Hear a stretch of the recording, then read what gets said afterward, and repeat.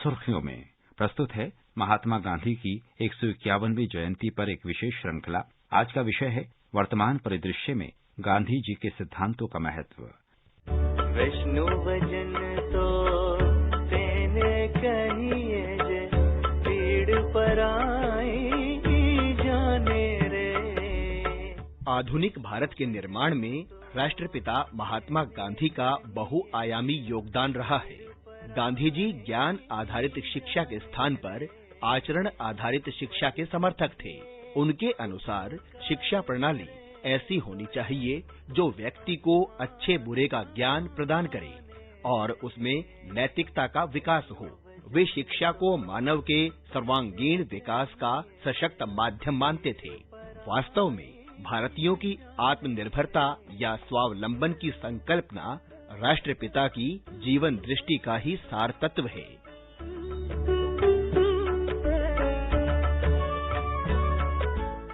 आज की चर्चा में प्रतिभागी हैं महात्मा गांधी अंतर्राष्ट्रीय हिंदी विश्वविद्यालय वर्धा के उप कुलपति डॉक्टर रजनीश शुक्ल और आकाशवाणी संवाददाता उमेश चतुर्वेदी।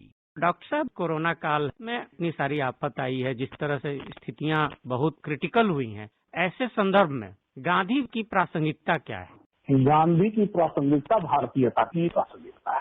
कोरोना के इस कालखंड में पूरी दुनिया की तरफ जब आप नजर दौड़ाते हैं तो देखेंगे कि अजीब सी स्थिति थी। दुनिया में दुकानें लूटी जा रही थी, शहरों में आग लग रही थी, दंगे हो रहे थे, कर्फ्यू हो रहा था। भारत के अंदर करोड़ों लोग विस्थापित हुए इस कोरोना के कारण, लेकिन कहीं दंगा नहीं हुआ। तकलीफ हुई लोगों की, लोगों ने सहा, समाज उनके सहयोग के लिए उतर करके आया। ये गांधी विचार है। गांधी कोई नई बात कह भी नहीं रहे। गांधी ने हमेशा भारत की परंपरा में जो जीवन प्रणाली थी उसकी वकालत की। गांधी ने हमेशा लालच पर आधारित, व्यापार पर आधारित सामाजिक व्यवस्था, अर्थव्यवस्था, उत्पादन व्यवस्था, वितरण व्यवस्था का निषेध किया और सेवा पर, करुणा पर, पारस्परिकता पर, सहानुभूति पर, समन्वय पर आधारित समाज के निर्माण की बात की थी।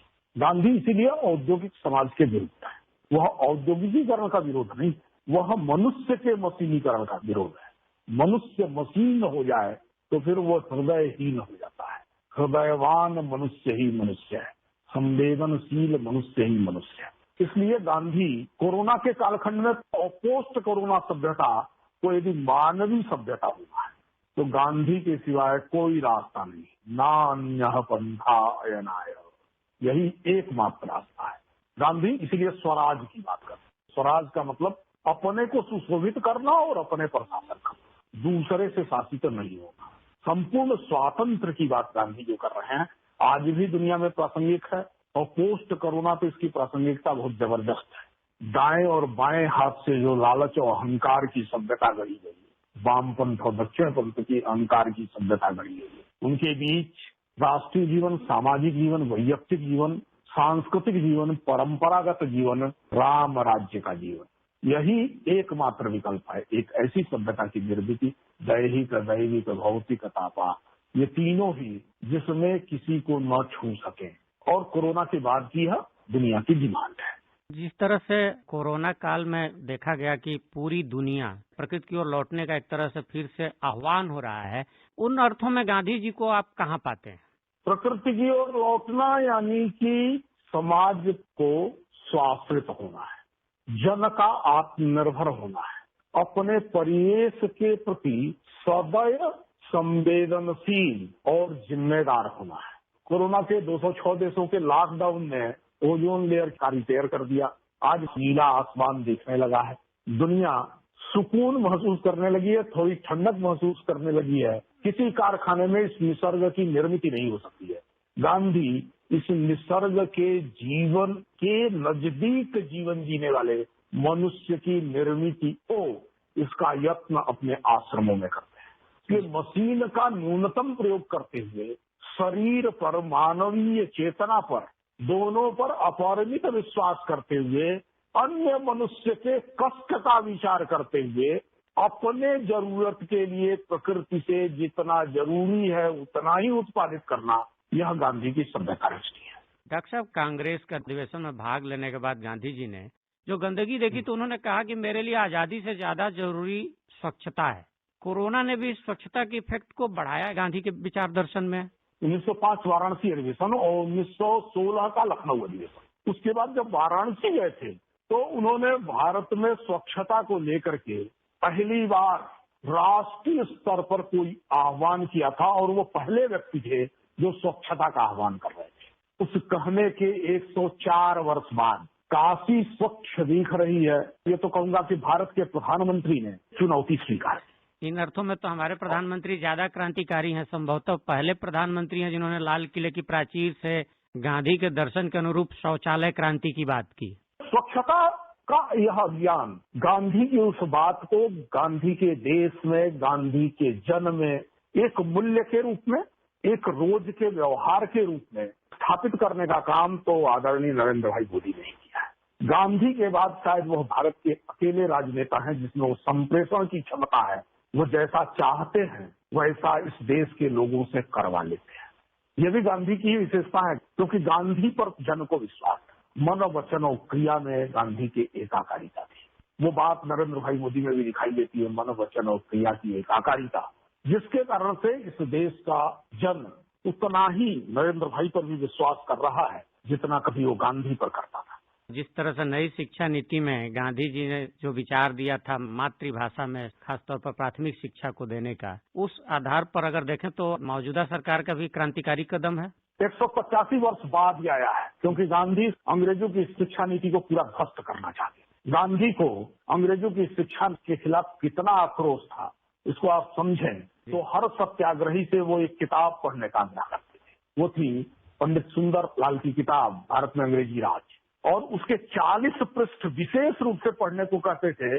शिक्षा का भारतीयकरण नहीं होगा, शिक्षा सांस्कृतिक मूल्यों पर आधारित नहीं होगी, हार्ट, हैंड एंड हेड, इन तीनों को उचित ढंग से उपयोग करने और इन तीनों के बीच अंतर संबंध वाली शिक्षा नहीं होगी, तब तक भारत का कल्याण नहीं हो सकता है, तब तक हिंद स्वराज्य चरितार्थ नहीं हो सकता है। 185 वर्ष बाद वह शिक्षा नीति आई है जो मैकाले को खारिज कर रही है, और ये शिक्षा नीति बुनियादी शिक्षा के गांधी के दृष्टिकोण को सामने रख करके है। केवल बोध की शिक्षा या रटने की शिक्षा नहीं है, अपितु कौशल की शिक्षा है। हर हाथ हुनरमंद हो, हर मेधा ज्ञानवान हो और हर हृदय भाव से स्पंदित हो। इस शिक्षा नीति में इसका बहुशः विचार किया गया है। भारतीय भाषाओं में शिक्षा, मातृभाषा में शिक्षा और विश्वविद्यालयों में भी भारतीय भाषाओं में शिक्षा हो, अनुसंधान हो, इसका दृष्टिकोण पत्र वस्तुतः गांधी के रास्ते पर चलना है, क्योंकि गांधी ही थे जिन्होंने मालवीय से हिंदी में विश्वविद्यालय को पढ़ाना चाहिए इसकी बात कही। ये गांधी ही थे जिन्होंने 5 राष्ट्रीय विद्यापीठों की स्थापना की थी, और हिंदी में पढ़ाया जाए, गुजराती में पढ़ाया जाए, मैथिल में पढ़ाया जाए, दक्षिण भारत की भाषाओं में पढ़ाया जाए, इसका स्वप्न देखा था। वह स्वप्न नई शिक्षा नीति के माध्यम से चरितार्थ होता हुआ दिख रहा है। गांधी इसी प्रकार की शिक्षा नीति की बात करते हुए काका कालेलकर की शिक्षा समिति को बनाए थे, और उसमें उन्होंने 2 बातें जो कही थी इस शिक्षा नीति में वो दिख रही है, स्वावलंबी शिक्षा और स्वायत्त शिक्षा। यह इस शिक्षा नीति का एक वैशिष्ट्य है। इसलिए गांधी की दृष्टि से शिक्षा का स्वरूप भी भारत में बनता हुआ दिखाई दे रहा है, और 130 करोड़ से अधिक लोगों के लिए जो बात आ रही है, यूँ समझिए कि वो पूरी दुनिया के लिए आ रही है। पूरी दुनिया में ये जो भारतीय और भारतवंशी है, ये मिल करके पूरी दुनिया को प्रभावित करने वाला जन है। भारत बदलता है तो दुनिया बदलेगी। डॉक्टर साहब, बहुत बहुत धन्यवाद, आपने गांधी जी की प्रासंगिकता पर अपने सारगर्भित विचार प्रस्तुत किया। आपको बहुत बहुत धन्यवाद।